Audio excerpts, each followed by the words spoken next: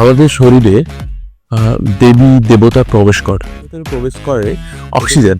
সেই অক্সিজেনের মধ্যেও যে কেমিক্যাল কম্পাউন্ড থাকছে সেগুলোও কিন্তু হাতের বাইরে দিয়ে এবং সেগুলো আমাদের শরীরের ভেতরেও প্রবেশ করতে পারে। বিষয়বস্তু হতে হবে যে জিনিসটা আমাদের শরীরের মধ্যে প্রবেশ করে, ফিজিক্যাল ম্যাটার যেগুলো, সেগুলো কিন্তু আমাদের পৃথিবীতে অবস্থানের মধ্যেই আছে। তাহলে আমরা কখনো তাকে দেখতে পেয়ে যাব, তার মধ্যে থাকে এবং একটা সময় ডেপ্রাইভ হয় শরীর এবং কম চোখেই দেখি।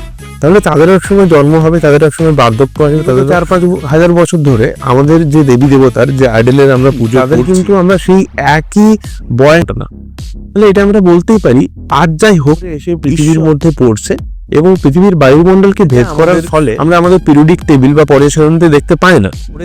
তার মধ্যে যে পদার্থগুলো আছে সেগুলো এই দেবী দেবতা যদি এই পৃথিবী বা এই বিশ্বে যে সকল স্থানে এই ধরনের বিশ্বাস বহুলভাবে মানসিকতার মধ্যে এমন পরিবর্তন একটা সৃষ্টি করছে, যেটা আমাদের পূর্ব অভিজ্ঞতায় আমরা দেখেছি যে একটা দেবীর এই বিশ্বাসটা প্রবলভাবে আছে বলে তাদের মধ্যে, তাদের শরীরের মধ্যে দেবীর বিশ্বাস নেই বলে তাদের শরীরের মধ্যে ঈশ্বরের প্রবেশ আমরা দেখতে পরিষ্কার যে দেবী দেবতা আমাদের শরীরের মধ্যে প্রবেশ করেন না, আমাদের শরীরের মধ্যে দেবী দেবতা আসেন না।